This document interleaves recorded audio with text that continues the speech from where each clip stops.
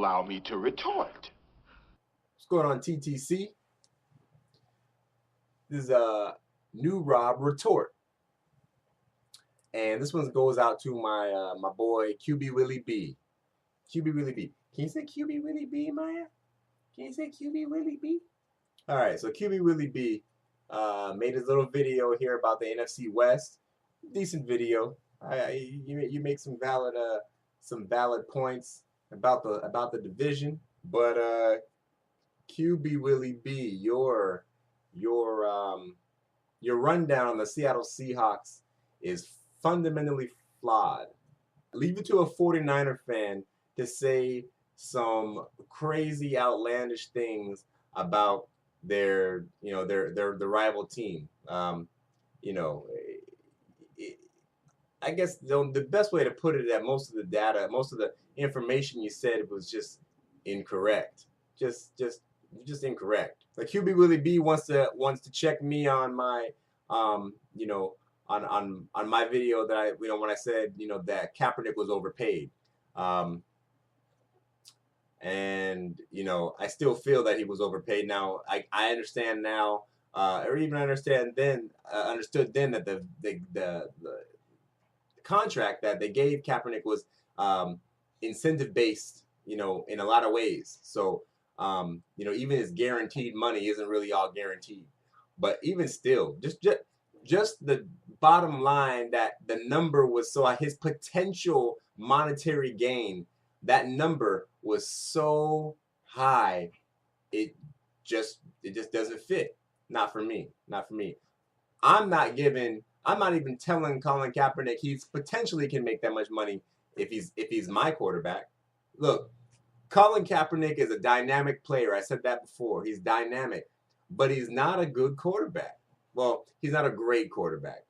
Okay, he's a dynamic player, but he's not a great quarterback. And I said, as I already said, my opinion is that Colin Kaepernick has or very close to is very close to reaching his cap, his ceiling. Okay, he's not going to get much better than he is.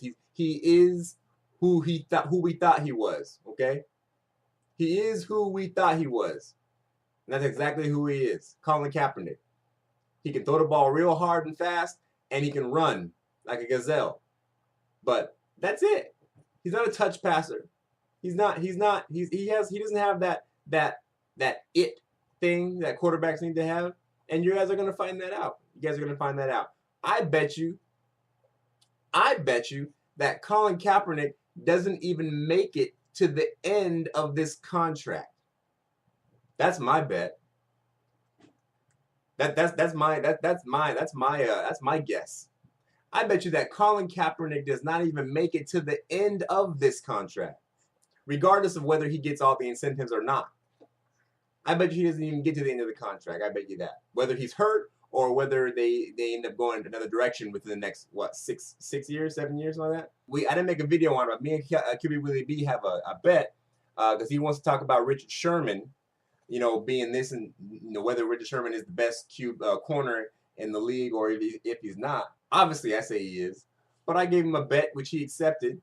Is that if Richard Sherman is the best corner, at least he, whether it's self-proclaimed or not. Okay, for the last 2 years in a row, he's been the best corner, and that's just by numbers. Forget public opinion. Just by numbers, Richard Sherman's been the best quarterback the last 2 seasons. This is now the third. So season 1, he was the best. Okay, I said before, I call it a fluke. Season 2, he did it again. Okay, now third year in a row. If he does it again, okay, there's no more element of surprise. If he does it again, if he gets top 5, if he's rated as a top 5 corner in the league, he's got to be the best corner in the league after all this. So I told WILLIEB, I said, let's bet if Sherman finishes as a top 5 rated corner based on stats this year, he has to make a video praising him. And he did accept. Now you want to counter bet me. Now his counter bet to me is if Colin Kaepernick finishes the season with a better win-loss record than Russell Wilson, I have to make a video praising Colin Kaepernick. Man, tell you what, I'll accept your bet. But let me see if we can just change something here real quick. How about whichever quarterback goes farther, okay, in the season, okay?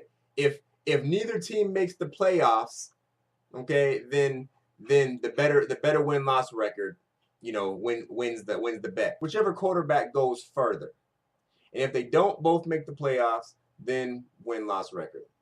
But that's obviously not going to happen. So whichever one goes further. Because if it comes down to, I tell you what, if it comes down to Seahawks versus Niners in the NFC Championship game again, okay, and Seattle wins and moves on, or in the divisional round or whatever, and Seattle wins and moves on, I'm not making no damn video of praising Colin Kaepernick just because their record was one game better than ours. Fuck that. So how you feel about that? Whichever quarterback goes further. QB Willie B, you want to talk about the the receiving or the passing threat that compared to Colin Kaepernick. What are you talking about? Colin Kaepernick and Russell Wilson. You say, when was the last time Seattle had a 1,000-yard receiver? It's been a minute. Well, and I don't know who the last 1,000-yard receiver was for Frisco. Maybe it was last year, year before, or whatever. But what has it done for you lately? It hasn't got you a Super Bowl ring. I tell you what, Seattle doesn't need a 1,000-yard receiver. That's not our game plan. Okay, so that argument really has no merit, QB Willie B, because we didn't have a 1,000-yard receiver, but we still got a ring. We don't need a 1,000-yard receiver. We don't need a Megatron on our team. Okay, we don't need a Andre Johnson on our team. We don't need any of those dudes. Right? All we need is what we got. All we need is our game is running the ball. And we dish the ball out when we have to. That's our game. We don't need a 1,000-yard receiver. What in the world are you talking about? That TJ Houshmandzadeh was the last decent receiver we had? Are you kidding me? TJ Houshmandzadeh is on the list of bums of all-time Seattle Seahawks bums.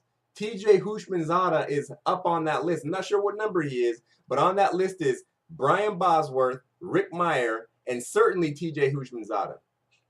Sidney Rice might find his way up there if he doesn't do something this year, but TJ Houshmandzadeh was terrible. And who cares if he had a 900-yard season? TJ Houshmandzadeh was a bum. So I don't know what you mean by him being the best receiver we've had, the last decent receiver. TJ Houshmandzadeh was garbage. Any receiver we've had since TJ Houshmandzadeh, okay, is better than TJ Houshmandzadeh. Hoosh was whack. I still have his jersey, and I'm sorry I have it. And I don't know how you figure that we don't have receiving threats, okay? It's not because of Russell Wilson we're not going to have a 1,000-yard receiver. It's not because of our receivers that we're not going to have a 1,000-yard receiver. It's because of our strategy, our game plan, our philosophy. We don't need that. That's not our game plan. It's just not our game plan. So if a receiver goes over 1,000 yards, hey, great, but that's not what we need. We don't need a receiver to go over 1,000 yards for us to go 13-3 and win the Super Bowl. And Golden Tate, our off-season losses. Before we go there, the money we gave up. Okay, Sidney Rice has been. You'll find people who are on board with Sidney and people who are completely off board with not on board with Sidney. Now, Sidney has played well when he's been on the field, but he's been injured. Besides the fact that he's been injured so much, it's been, workable. What do you mean that Percy Harvin hasn't been worth it? Now, look, I get it. Percy Harvin didn't play, I think by the time the Super Bowl came around, Percy Harvin had like 9 touches all season long. And we're paying him a lot of money. But when we got him, he was hurt. And he re-aggravated it, whatever. We knew what we were getting into. He touched the ball how many times in the Super Bowl? 6 times? 5, 6 times? And almost every one of those plays that he touched the football were big plays. In the Minnesota game, he had 2 big plays, and a 60-yard kickoff return. In the Saints game before they took him out, he had a couple of big plays. And in the Super Bowl, he had well, I don't know how long that first end around he ran, that jet sweep, he had like a 30-something yard run on that. And obviously the second half kickoff return for a touchdown, which really just took the wind out of, if there was any wind left in Denver sails, took that out of him. Just what he did, the opportunities he had, he capitalized on them. It's not like, okay, he only touched the ball 10 times, and out of those 10 times he touched it, he got, a total of, 5 yards and nothing memorable. Out of a handful of times just touching the ball over a course of a season, only touching the ball a handful of times, the majority of those times the ball got in his hands, he made humongous plays. So how can you not, even as a 49er fan, be just a little bit excited? You don't got to admit it on the video, bro, but be a little bit excited about what could potentially happen when he starts off in week 1 healthy. So was he worth the money? Sure. He's worth the money just on GP. Okay? His potential, okay, is worth the money. And trust me, he's going to produce. He's going to produce. So you crazy, Willie B? And Golden Tate, give me a break. We're not the same team anymore because we lost Golden Tate, bro. I'm so sick of hearing about people being mad about Golden Tate going away and we're done for letting Golden Tate go. Golden Tate was not that big of a deal. Golden Tate only did what he was asked. Golden Tate wasn't the greatest thing since sliced bread. Golden Tate didn't do nothing brand new. Golden Tate simply ran a route, caught a ball, and got tackled. Caught a few touchdowns. He made a couple great plays, like the one-handed catch in Atlanta. That was awesome.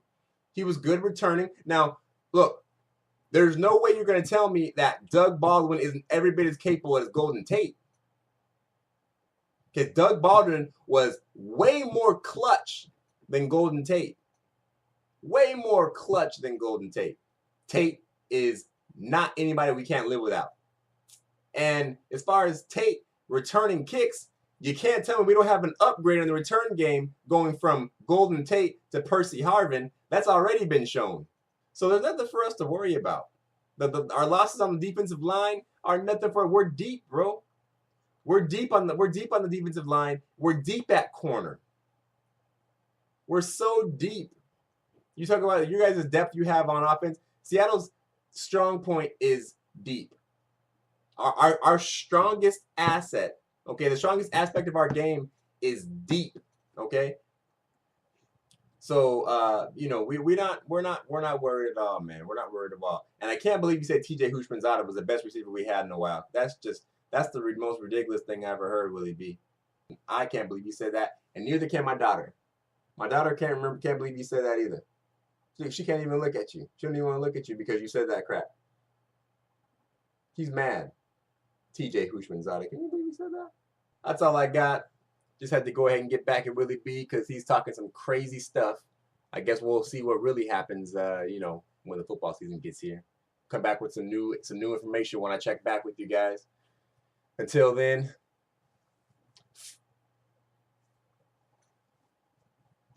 fuck the 49ers. Go Hawks.